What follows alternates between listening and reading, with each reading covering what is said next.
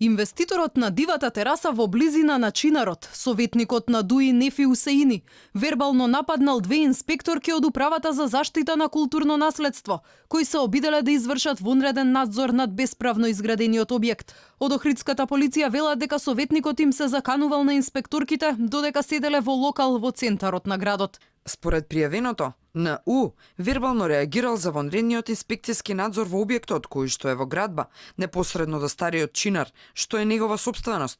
НУ е повикан на разговор во Севера Охрид и по целосно документирање на настанот ќе биде поднесена соодветна пријава.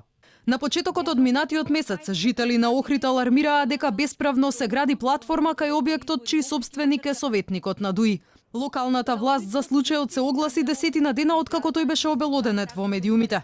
Одлука за уривање на дивоградбата општината донесе на 25 март, а на сопственикот му даде 10 дена сам да ги урне металната конструкција и платформата. До денес ниту општината, ниту советникот не ја отстранија дивоградбата.